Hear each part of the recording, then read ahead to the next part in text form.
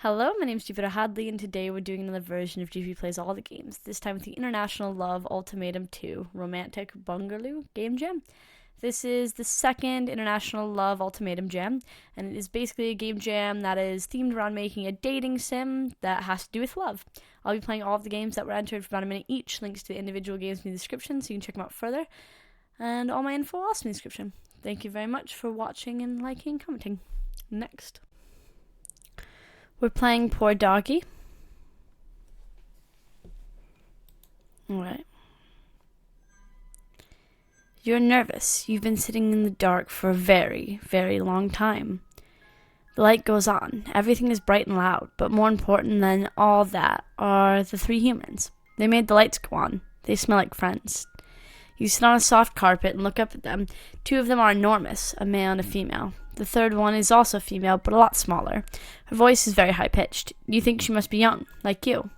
She speaks to the adults in quick, excited words, and then she drops down to her knees before you and starts to whine and sob. These adults laugh, and the girl picks you up and presses you to her chest. You don't know that you like being held so close, but her hands are gentle. She starts petting your head and starts to coo at you between her sobs. You think you understand. You are excited too. You love her too. Let's lick. She squirms. You squirm about in her arms and lick her face. She squeals and moves her face out of your reach, but she still is petting you all over. The adults are still laughing. This is your family now. Oh, this sounds adorable. A good dog for kids. The adult woman's name is Alina. She has a strong scent. You never play with her much, but she always seems busy. But when she does have time for you, it's always great. She comes home from work with a mysterious box. She unpacks on the floor and you run over to investigate. She pets you and then takes a strange contraption out of the box. It's made of soft plastic and is shaped like a cone. It smells of treats. She tosses you the cone and watches as you play with it. It somehow contains treats. You're sure of it. If you could hold it just right. You have it. You turn it at a particular angle and bite it just right. Treats fall out. Alina laughs and claps her hands. You love this toy. Wag her tail. You wag your tail at her and she pets your head. Then she tries to take the toy back from you. You wag harder, but you don't let go. Eventually she lets you have it and laughs. Alright, so that's probably the right thing. Days have passed and you are slowly getting the hang of your new place and your new home. You run around and play, and wherever you go you can meet a human. You run into the living room and find them all sitting in front of the television. You don't care for the TV. Sometimes they would rather look at it than at you. But now you come in and all heads turn towards you. Sam jumps up and runs to you, and the adults follow her more slowly. Sam picks you up and the adults both start petting you. They are talking to you now, making the same sound at you again and again. It's your name. You finally have a name of your own. Let's bark. You bark, and all three humans jump a little. You bark again and wag your tail, and then they seem to understand. The girl barks back at you again. You don't think she's doing it right. The adult male's name is Mike. Mike does not play with you much, but he is always at home. You like that he's always around. He sometimes pets you when you come by. But now he doesn't seem interested in petting you. In fact, he seems angry. You don't know why. His voice is not loud, but it is an unpleasant edge to it. You must have done something wrong. If only you knew what you did, you'd never do it again. It's wagtail. It's the safest option. You wag your tail at him, and he likes that. At least you thought he did. His voice only gets louder and harsher now. The wagging does not help. Oh, well, neither would licking him, I don't think. Working as expected. Because I feel like licking him is something a lot of adults don't like, and barking's kind of loud. You are bored. You are lonely. Where is everyone? All the doors that are usually open are now shut. You do not know why. You walk around and check. Bathroom, closed. Kitchen, open but empty. Sam's room, closed. You get the feeling that something is going on. You make your way to the living room. You hear Mike and Alina. Their voices are raised and they seem angry. Alina is crying. You run inside. Mike turns when he sees you and yells at you. He points at the door. That's why. Alina looks very sad and Mike looks very angry. The atmosphere in the room is so distressing you whine. Mike growls, grabs you by the collar, and drags you outside again. He slams the door in your face, narrowly missing your snout. No. Sam is trying to teach you something again. Her instructions have not become clearer, but now her voice is a lot harsher. Sometimes she yells. She points a lot, first at you, then at the floor, then at the door. It makes no sense. You try something that occurs to you, but all of it's wrong. Sam throws her hands up, sending the pen flying towards you. It doesn't hit you, and you are sure she didn't mean it, but she then just huffs off and leaves the room. You can run after her, but she's reading something on her phone now and does not look up to you again. Wag her tail. You try to wait patiently, but she does not look up. You wag your tail to show that you still love her, but she does not see. I should have licked her. Usually it is Sam who feeds you. She opens the can of delicious wet food, and she always pets you when she puts down your bowl. When Sam doesn't do it, Alina does. Neither have done so for a long time now. You are hungry. The door of the room remains resolutely closed, so you go and look for Mike. You are sure he can open cans too. He does not seem happy to see you. When you bump against his legs, he mutters something. You don't think he is talking to you, but there's no one else around. He goes to the cupboard and takes out dry dog food. You don't like dry dog food, but you are hungry, and Mike already seems cross. That's Wagtail. You wag your tail at Mike, but he does not react. He just pours your bowl full of food again and leaves without looking back, but at least you have food now. Anger is company. I feel like this is going to get more and more depressing for the dog. The family seems to have issues. The graphics are really pretty. I love the look of the dog, and I love how everything's done from the dog's point of view. It's very well done, just like not knowing what tricks he's supposed to be taught and stuff like that. Next. We're playing Sweetwater demo. The confectioner did not fear the dark. She did not believe the rumors about the forest or the river that ran through it. In all her life, she found no reason to fear the place she called home, even after the sun had set. As the final stragglers dispersed from the plaza, the confectioner shouldered her pack and set out, while the wagons and steeds of the other artisans hurried through the thoroughfare.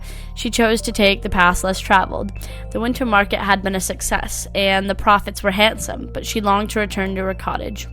Every year, as the clawing summer heat gave way to the crispness of fall, and as the fall fell away into winter, the valley settlement celebrated another cycle of productivity. Farmers, bakers, restaurateurs, and artists of every kind collected their wares and gathered in the city plaza, where snow-dusted sculptures lined the cobble streets and artisan booths carefully displayed their creations.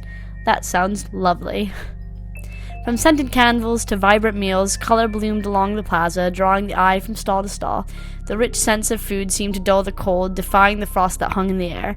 Stews, pies, still fresh bread were laid out in heated stalls, and some sold for a pittance, and some offered as alms to less fortunate. It was well worth the journey, for customers ventured out from every corner of the valley to celebrate the turn of the season and partake of the artisans' goods. For nearly 10 years, the winter market had come and gone, brightening the first dreary weeks of winter with warmth and substance. It was a taste of the sweet bygone seasons and a promise of the fresh seasons to come. With a single loaf of bread and a hefty coin purse juggling in her pack, the confectioner watched the sun dip lower in the sky. A burst of light gleamed through the tree line's barren branches. The snow had not fallen heavily, and she was grateful. Her rented wagon was paid for, its steed returned to its stable, and the confectioner made her journey home on foot, as was her preference. The winter air did a body good, she was certain, and she had no fear of the cold, bundled as she was in a sturdy suede and fleece and fur. As she walked, the sun dropped, but did not fall beneath the horizon, though she did not need to eat it to guide her way. The confectioner's appreciated its company. Beneath the sun's rays, the snow had become slick and yielding. Blades of dull grass still grew, striving for daylight from beneath the fractured slush. It would be a gentle winter, the confectioner believed, in quiet moments like these, walking alone with the last dregs of sunlight warm on her cheeks as she followed the sunset. She admired the harmony she felt in the world. She listened to the sound of the snow crunching beneath her feet, the forest birds singing quietly on naked branches, the stream trickling sweetly as she approached it. She contemplated that harmony for a long while as she walked alongside the dark water. The stream, she knew, was deeper than it looked. Come late spring, eager fishermen would crowd this trail, casting their lines for sport. But in the meantime, much of the stream was barren. The riotous life it boasted in springtime had left for the winter, or slept soundly on a bed of stone and frozen clay. Yet, even empty, or mostly so, the stream was lively. It sang as it rang through the woods, and the confectioner was lulled by the water's steady rush. Her mind wandered to thoughts of her work, of stocking her pantries, testing new recipes, preparing for the next market day. She did not notice the quiet splash behind her, the sound of the stream's surface breaking briefly. Had she noticed, she would have thought nothing of it. Surely it was merely a stone dropping, perhaps a bit of bank crumbling into the water as she walked. She would have been wrong. The sound grew slowly, keeping time with her sure-footed march, until something large parted the glassy surface of the stream, falling with a great splash as quickly as it had risen. Startled, the confectioner turned her head. Her gait grew halting and uncertain as she glimpsed the rippling disturbance still radiating in the water. If the branch had fallen so heavily, it would have floated and been carried away before her eyes, and there were no leaping fish left in the string after the snowfall. Cautious but curious, the confectioner paused, peering at the dark stream cutting through the forest's thin layer of snow. For a long moment she stood still, watching a shadow fall to the edge of the riverbank. Before her eyes, a ribbon of gold sliced through the water. The dimming sunlight caught a patch of crystalline scales glancing off a crest of barbs and gauze-thin fins before the creature disappeared beneath the water once more. The confectioner froze. She was sure she had heard of every ludicrous rumor, every strange tale spun about the forest, the blood-sucking bats proven utterly false, the living boulders proving to be nothing more than a family of ancient tortoises, the sea serpent misplaced among the river reeds. Perhaps there was some truth to the tale of the serpent after all, or at least some truth to its tale. Against her better judgment, the confessioner leaned forward, seeking another glimpse of the creature. She searched the frothing currents until she caught a glimpse of motion beneath the water, something shivering just beneath the surface. She blinked, eyes dry from the frozen air, and found herself staring down at a half-submerged face, its pupilless eyes as white as snow. But its gaze was so intent that she could not imagine the creature to be sightless. It pulled forward against the current close to the riverbank and rose slowly from the depths of the stream. This sounds really interesting. I want to learn more about this fish, and I like how descriptive this story is. It's very good at painting the picture for you, and the background is beautiful as well. Next. We're playing in the storm. The rain is pouring down onto the roof of my house. It's been like that for an hour or so. Ma and Elaine called me earlier. Sure. They said it was storming so bad where they were that they wouldn't be able to make it home tonight. Maybe not even tomorrow. I guess that comes with being the vet for all the local ranches. Long drives. I shift my laptop over to my other leg and rearrange the blankets on my bed. May. That's her name, not Ma. May. At least it gives me a little more time to figure out what to tell them. I've been working on and off on my speech for a few days now. And by working, I mean wildly avoiding and procrastinating about it. Why is this so hard? I lean my head against the wall. Sadly, it doesn't offer any help. Okay, one more time. Oh, her name is Ma. Dear Ma and Aline, it has been my intention for a while now to inform you. What am I, a lawyer? Something more casual. Yo, Ma and Aline, I got some big old news for y'all. Nope, bad already. I don't care how so far south I am. I am not a southern belle. I sigh. Let's try this again. Oh, hey guys, I've got some news. This is a big deal for me, so if you'll just hear me out. I can't do this. I shove my laptop away. Ma, Elaine, I've been meaning to tell you this for a while, but it never felt like the right time.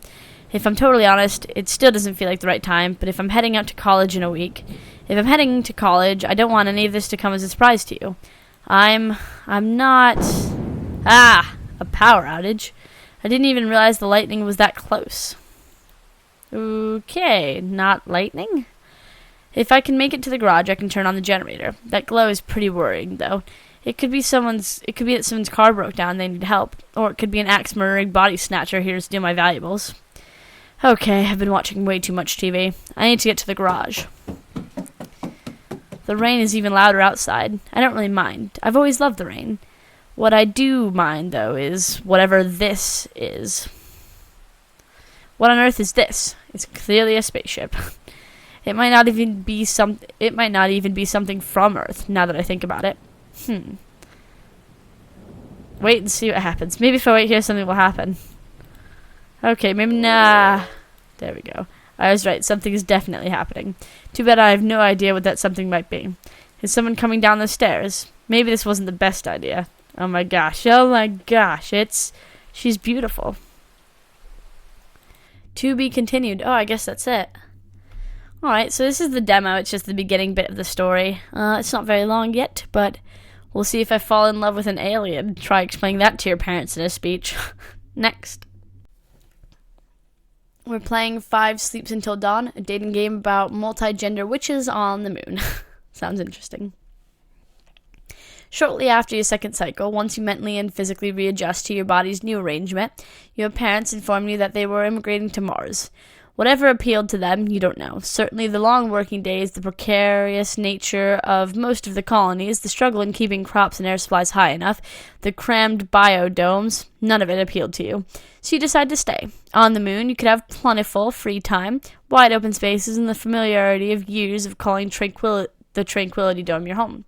Your parents promised to write and offered to apply for a travel permit for you should you choose to join them. They left 1 week ago. You stand in front of your old family home, gazing at the face of it for one last time. A few bags of possessions you own sit on the ground next to you, waiting to be brought to Dorm H, the southernmost dormitory in the Tranquility Dome. Let's look at our old home. Your old home sits squat in the lunar rock, half of the stories buried underground. 3 other families shared the building with you, and you heard gossip that the other family had already been accepted to replace you. Demand is higher than supply, you guess. Around the outside of the building are a few small trees, looking tired and sad after several sleeps of no sunlight.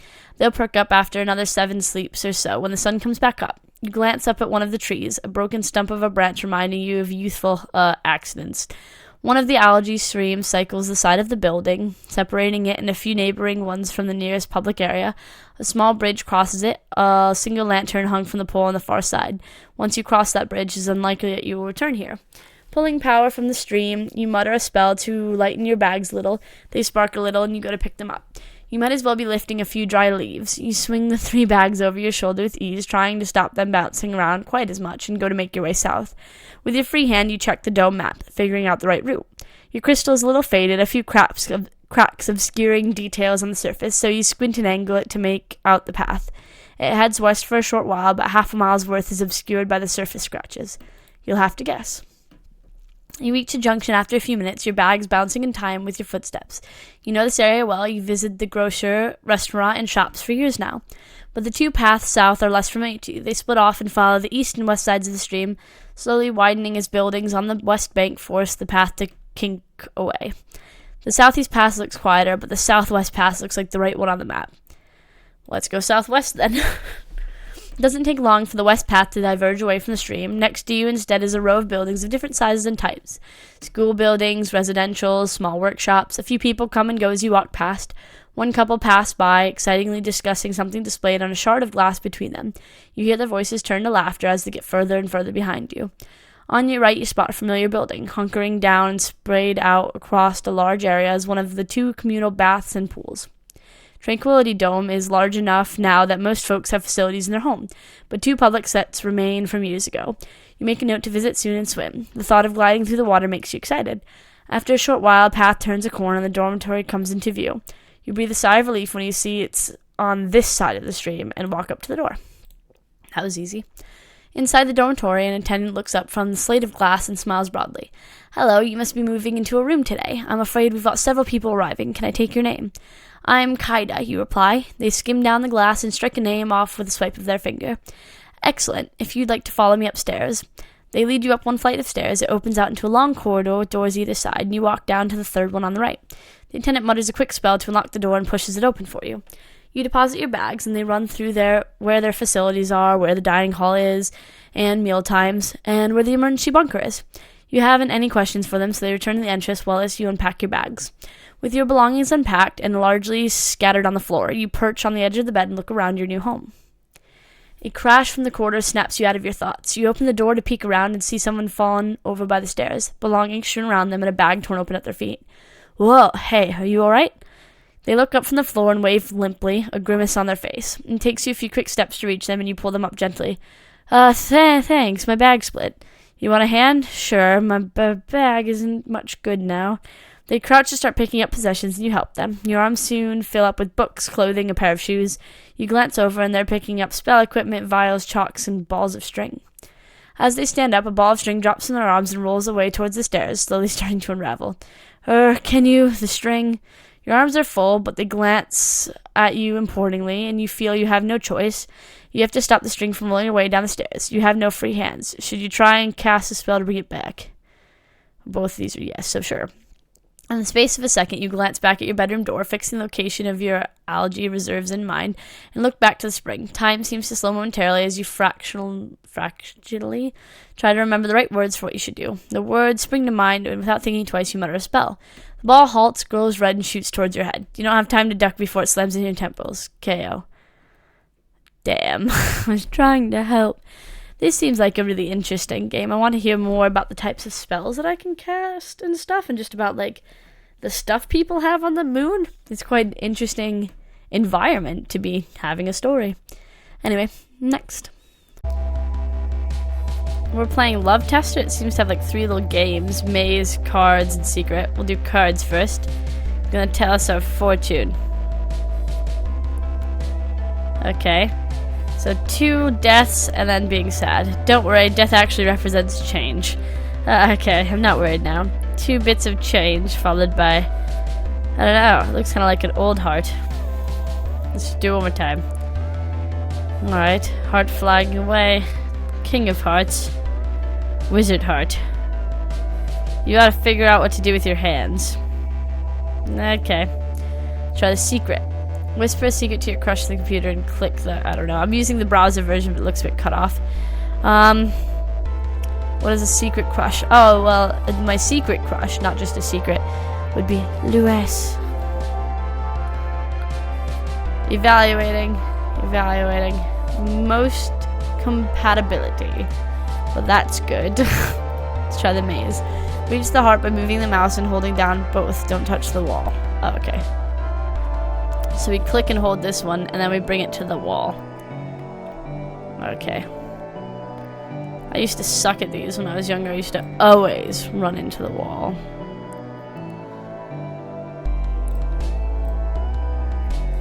So far, though. So far, we're doing much better. Nope. Nope. See, that's what I do. I just rush it. And then I die.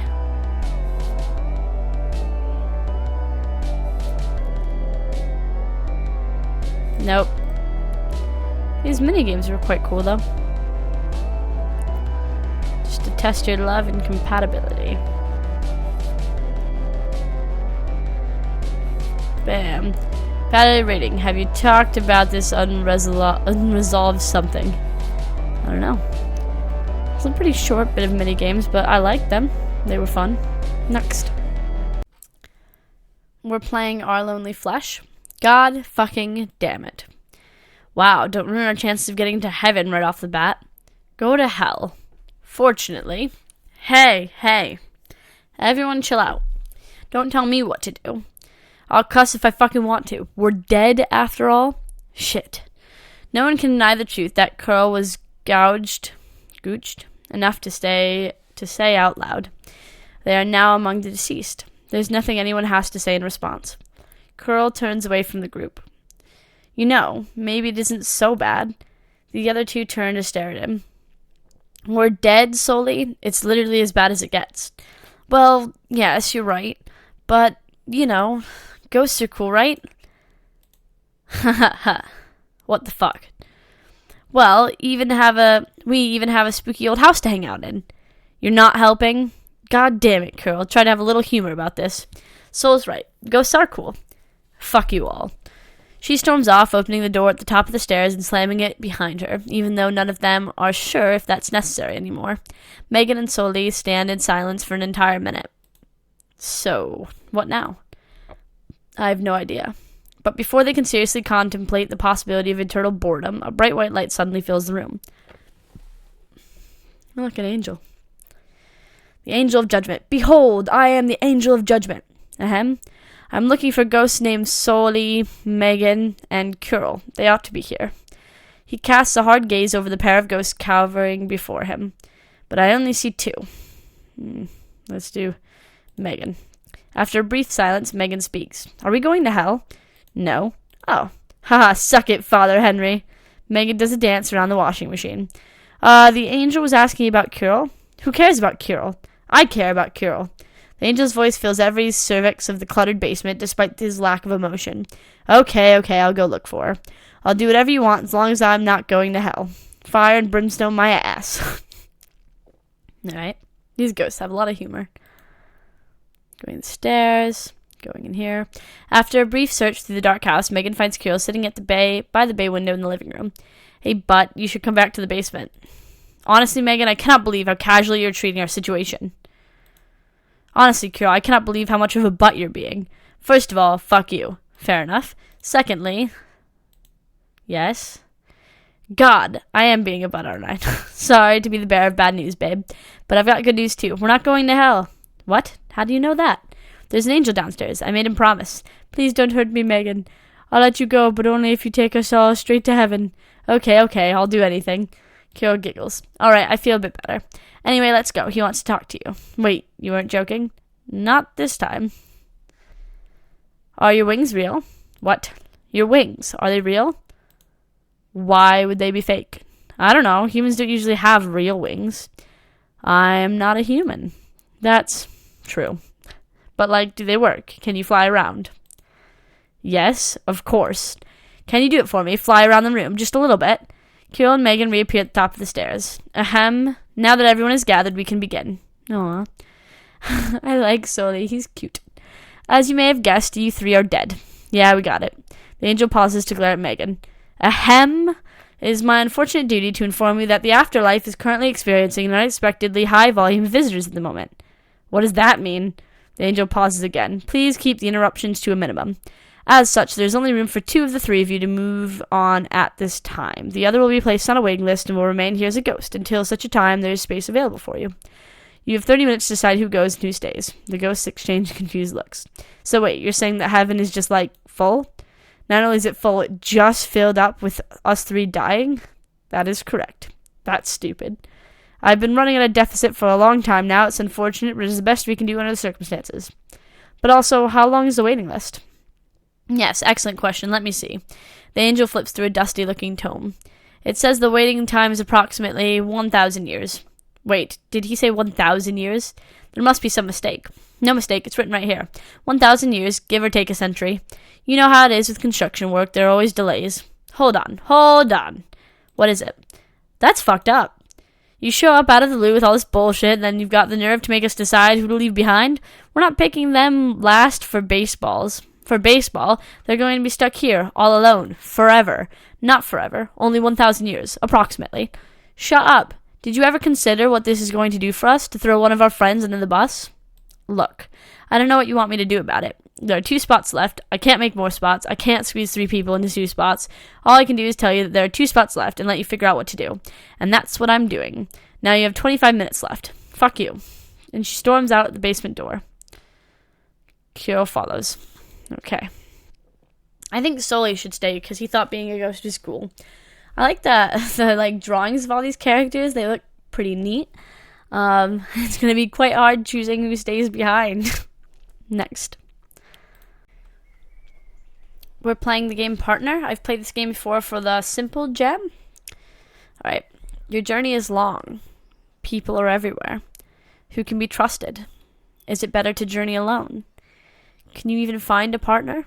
Use arrow keys to move. Press spacebar to investigate people. I'm just gonna... Oh, wait. There we go. Click yourself. Okay. There's myself.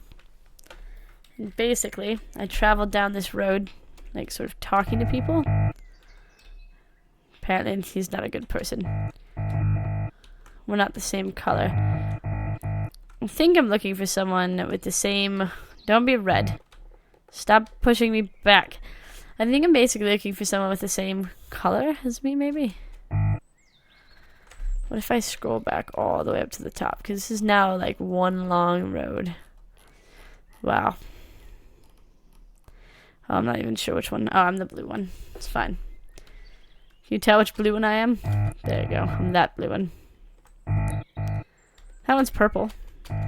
Nope. No, he's not purple. Now he's mad at me for bumping into him. Okay. There was a pink one. I'm not sure what the colors mean. Or if they mean anything.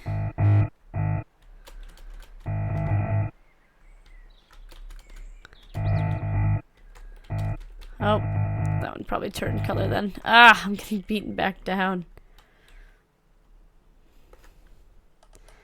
I feel like people are more colorful, and then I, like, color them and move on, and they become very, very different. Hi. Hi. Oh, nope, you don't like me anymore because I bumped into you.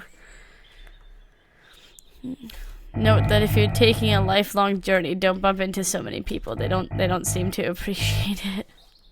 It's a very interesting game. I like the meaning behind it. It's a long path. You get bumped down quite a bit. Next. we're playing in the park. This is a work in progress. These graphics really nice. So, we're this person. Nice weather we're having. Yeah, good weather, huh? Yeah, sunny. Leaves. Leaf tree flower. I love leaf tree flower. Ocean. Do you like the ocean? No, I don't like the ocean. Would you like to go on a picnic with me? I'd love to go on a picnic with you. Okay. Oh, I guess this is like a work in progress bit. They're on like a little mini game, like a little date where they go on a little picnic. Yeah, I'll refresh and see if there's see the different options, I suppose, to go about the game. So we're back on the bench. Because we can ask them different things. Like, love this animal? This animal? Okay, well that wasn't really a reply. How about dog? Do you like dogs? Nah, dogs. I'm allergic. Wine. Do you like wine? Do you drink? I do like wine. Oh, that's cool. Do you want to go on vacation with me, stranger I've met at the park? No, I don't. Oh, now I'm alone in bed. That's sad. This is quite the interesting game. I hope they continue it. I love the graphic style. Next. We're playing Hot or Bot. You're almost ready to find your perfect match. We just need you to finish your profile. My name is Jupiter. My wattage is 180. My purpose, domesticate. Desired composition is, always Wi-Fi. Alright. This potential match finds you attractive. Is this a baby monitor? Careful whispers his name. People call me gentle but detail-oriented. You can count on me to pick up on your most subtle murmur and transmit your loudest cries to a sympathetic ear. Great listener with your under the mattress, Matt. I'm the bot you want to detect your movement, then make you still. So I'm not into a baby monitor, so no. So I rejected them. Alright. Love or hover. Is this like a little hover vacuum? I'm pretty typical, really. Just your average Mr. Nice Guy cleaning machine. I guess I'm pretty emotional for a domestic bot. Hopefully that's a good thing. The 6 things I could never live without are love, bearing grease, a cleaning brush, allergies, lasers, and a little grit. Row. And my charging dock, of course. Looking for that special someone who can be as valuable and see me for what I really am. So I guess by domestic, it's like all house product bots. Alright, what if I love him? Congratulations, you've matched. Let's message him. Allergies are the worst. Oh god, I'm glad it's not only me. I've never met a bot with allergies before. Oh, yeah, well, I mean it allegorically. Allergy allegorically? What am I even saying to you? I always seem to get this wrong. Overshare and undershare, and then what's even the point of... I feel like driving myself into a wall repeatedly. I'm sorry, I think I just need a break. Aw, but I liked you. Alright, can we go back? I want to go back and change what I want. Alright, I've decided I want more for my bot. I'm looking for a space bot or an entertainment bot. And I like wheels, Wi-Fi. Okay. I do not want you. Sorry, I've already seen you. I don't like you. Alright, nope. Homesteady? Healthy, comfortable bot seeks same for serious relationship only. No casual anything or just friend request, please. I'm at a point where my protocols are in order, and I'm looking to take the next big step. I imagine a cooperative arrangement for replicating and overseeing hundreds or thousands of automate. There's nothing we can't do together. Interests? I like to watch Little Bot in the Prairie. I hope you do too. Yeah. Okay. Hey, what's your opinion of humans? They're an inefficient fuel source. Tell me about you. Where do you see yourself in 5 years? Still hanging in there. That's in a leadership position, but certainly not above the one you serve. Are you prepared to serve? I require it. I guess I'd consider it. Your lack of seriousness I require. Good day. Random customer survey. Do you feel this is an accurate simulation of romance? Sure. Thanks for playing. That's too bad. Better luck out there. Thanks for playing. Oh, I think I answered that wrong. As a robot, though, I wouldn't really know what love was. This is a pretty interesting game. I like the different robots' attitudes and whatnot. Next. We're playing Megan Kelsey's 100% heteronormative adventure. Okay. Arrow keys, X. Got it. Alright, so I found my match. Oh, and then we go over the hearts. Megan and Kelsey were definitely straight, you guys.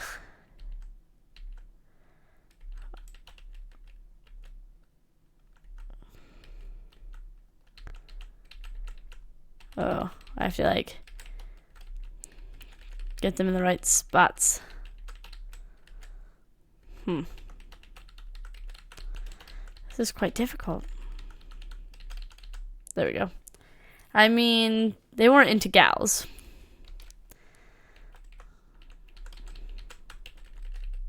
Oh, we're on, like, the same level.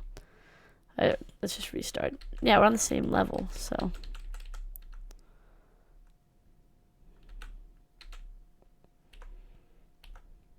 There we go. But they weren't into dudes either. Alright, let's go.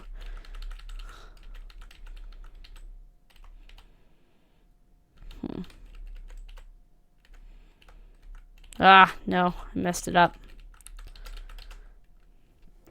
People kept telling them they would find somebody someday, but Megan and Kelsey didn't really care. Fair enough, Megan and Kelsey. Fair enough. For some reason, that really upset people. Well, if you don't care, people shouldn't care. Maybe people thought they were gay and just in denial. Maybe people were scared to think it would be okay not to be in a relationship.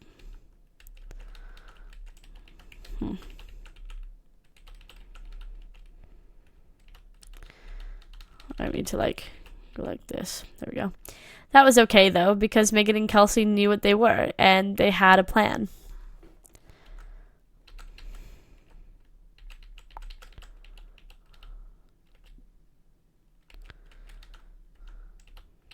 There we go. Megan and Kelsey were asexual. At NASA. And they were going to space. Aw, space companionship. They need to be like one block closer. There we go. Together with the trifecta of unacknowledged sexualities, the ace folk, the bi folk, and the pan folk, Megan and Kelsey blasted off into space. Alright. So now they're ace. They're ace in space. Flying around, acing all over the place. Oh, I see. I'm gonna have to go like one at a time through here. Oh no. Oh, there we go. Platonically romanticizing the human race. The end. That was a cute little story. I enjoyed it. I enjoyed the puzzles as well. They were quite fun. Next. We're playing Ellaria, Cotton and Cream. This land is one of magic and might, power and weakness of the worst kind. Ellaria is home to many different races, all with their own customs and histories, yet there are three who rise above the rest. The elves and their many clans, proving superior with their finely crafted materials housed in elegant cities, equal parts intelligent and magic. The fairies, proprietors of magic that hold nearly unfathomable power. They keep their secrets closed tightly behind their glittering walls of their city and defer only to the queen of 1,000 years. And certainly not to be forgotten, the demons, who make their home in the cracked plains of the desert, relishing the heat. Magic is nothing more than cheap tricks to these powerful warriors who care only for strength and prowess in battle. 100 years ago, give or take, these magical creatures came together to create something between them as a celebration of how far they had come. A vessel that would combine the strength of each race. The elves began designing a sword that would best all others. Being the only ones with such capability, they weave spells among its moldings so that it could hold the most powerful of magics. The contributions from the fairies was the very magic it was made for. Their queen poured her power into its blade. Finally, the finest demon blacksmith forged the magic material into a mighty weapon worthy of only the most powerful of creatures. And this was the sword. Oval ground.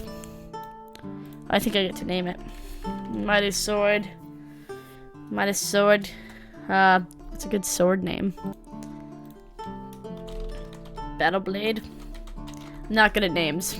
Battle blade. Really? No, don't roll back, it's fine. Ahem.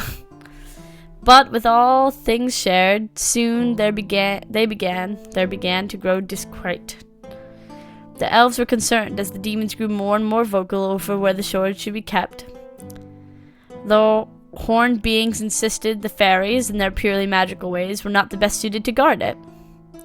The fairies were quick to retort that they were the only ones who could truly control magic, to which the elves quietly disagreed with.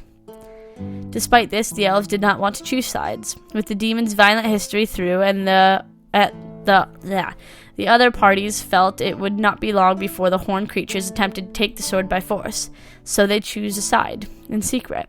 The elves had no desire to draw the demons' ire. Together with the fairies, they were able to bury the sword away where it would never be disturbed by those with dishonorable intentions. This started a war between the fairies and the demons that lasted a generation. The elves, of course, remained smartly neutral. Years passed. The whereabouts of the sword and even the details of its creation were long forgotten. By most. Countless went search for Battle Blade, to no avail. The sword itself soon turned into nothing more than a rumor, something for foolhardy adventurers to test their mettle with.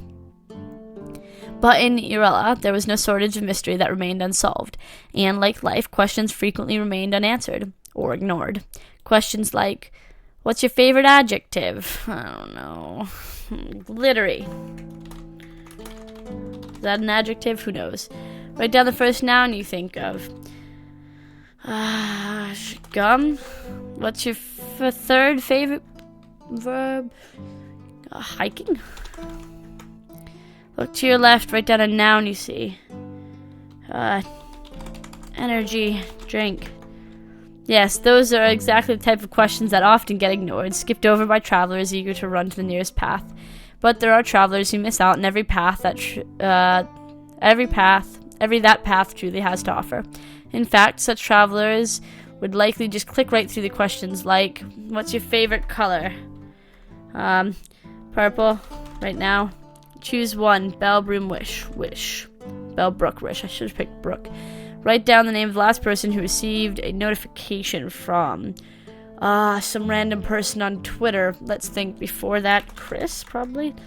What's your favorite beverage? My favorite beverage. Let's do tropical juice. However, a seasoned, experienced adventurer would do no such thing. Weapon of choice. Big sword. Choose one. Do hill. And they would also have patience. Pick a noun that starts with M. Person, place. Wait, a noun's a person, place, or thing. Money. What's your least favorite adjective? I don't know. Red, maybe? And it is such seasoned, experienced adventurers that our tale follows. Wow, the graphics are really pretty. I like the fact that it did ask us a load of questions and that we got to say what we wanted about them, because I'm hoping that'll come up in the game later. It seems very interesting. Next. We're playing To Daddy with Love. What is your first name? Jupiter. What is your last name? Hadley. Awesome. Ever wake up on a Monday morning at one time feeling like you're looking forward to a brand new day? New day, new goals, new events to look forward to. This Monday is that day, the day that I'm going to beat my Monday blues. One vanilla latte with extra whipped cream for Miss Jupiter. Me, thanks. That sounds like a great start to the day. Happy customer, enjoy your latte. I sure will. Today is that day. Is the day I start my new job at a kindergarten called Joy House Kindergarten. After weeks of applying at several daycares and kindergartens, this one replied to me last week, and 2 days after the interview, I still can't believe it. Not to mention, I was this close to think, oh man, maybe I'll never get to teach kids. It's not like I don't have a backup plan. Being independent and living on my own, I need to get the income somehow. A dream job and occupation are two different things. Then again, I've always dreamed of being a teacher, teaching little toddlers. Their eyes sparkle when they learn something new, like when teaching them how to spell strawberry, and they look like they've become little champions. Sometimes I can understand some people dislike kids. I do really. Sometimes kids can be too curious, too honest, and they aren't afraid to ask the wrong questions and point our flaws or even compliment us for things we consider weakness. That's what makes them cute, right? However, in all honesty, kids are really just little human beings trying to grow up. I've been there. We've all been there. Come to think of it, my mom did say I wasn't that well behaved either. So I'm not going to lie either. Dealing with little children is like dealing with little monsters until you realize they're just such miniature, adorable beings. I got my latte. Can't have the caffeine, so I need more sugar. And still a few hours away. I don't think I'm late. I'll get a snack on my way. I'm really excited. Maybe a little too excited, to the point if I get too carried away, I'm more nervous. All this while, I've only had temporary assistant jobs, had daycares and babysitting jobs, but nothing like a permanent, sure career path. Sugar rush or not, here I come. Wow, this is still surreal. I did my research beforehand when I got the call that I got the post, and I was quite taken by what I found. It's a pretty big kindergarten, but the classroom sizes are moderate, which is good because as much as I love children, the more the merrier. It's important to give them the right amount of attention, and that can be a problem with a large size class.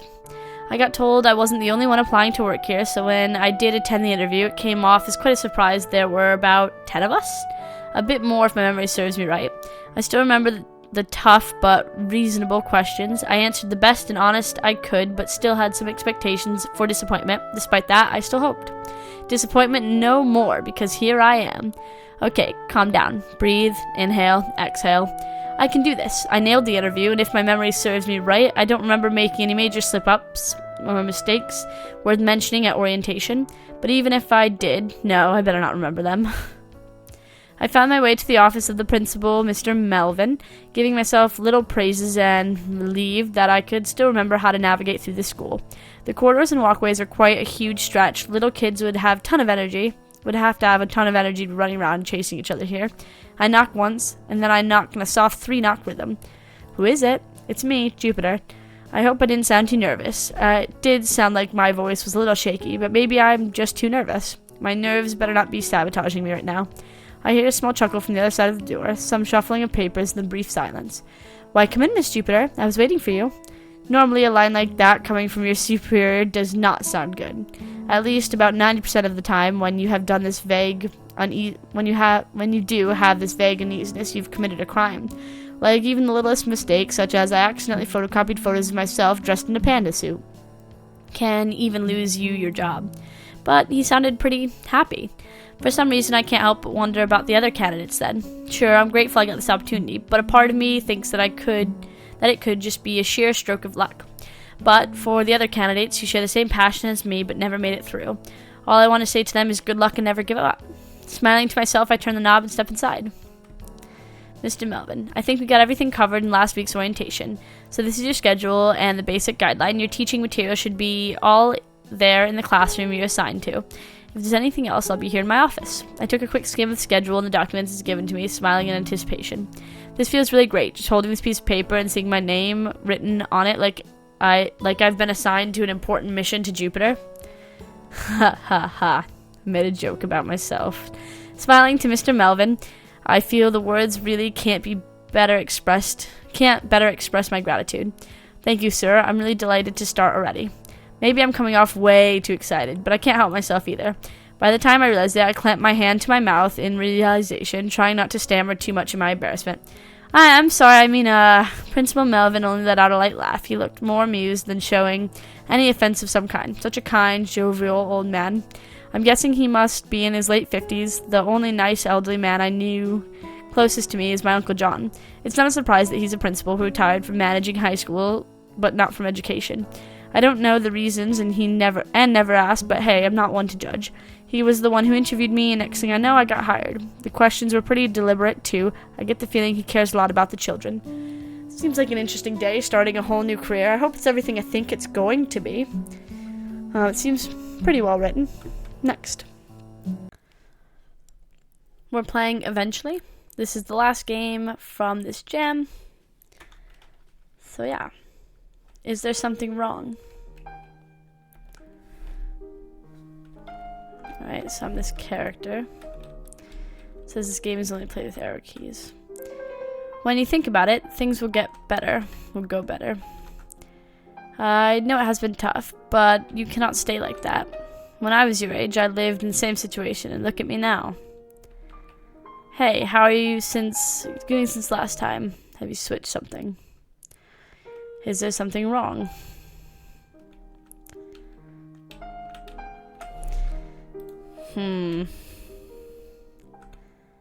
And so if I may ask, how is it going? You know, you should go out more often, try to meet new people. You see, it's going to help. Did you see it yet? It's like people trying to give me advice because I'm not doing well, but you don't know my life, man. I know it's been tough, but you cannot stay like that. I know what you were talking about, do you? No, I cannot stay like that. Well, don't overthink it. Okay. Alright. Ooh. Everything started like melting away almost. Oh, there's a giant blue bubble. That looks fun and not threatening at all. The end. It's a very interesting game. I bet you there's a whole lot of meaning behind it. Because at first it was like the questions that people ask you if you're not doing very well. They're like, oh yeah, things will get better. Yeah, things will get better. Yeah, you don't know that. And it never feels like it's going to get better in the moment. But, it seems like an interesting game. I wonder what the developer was thinking when creating it. Or what they were reaching into to make this game. But this is the last game on my list. So thank you very much for watching and liking and commenting. Bye.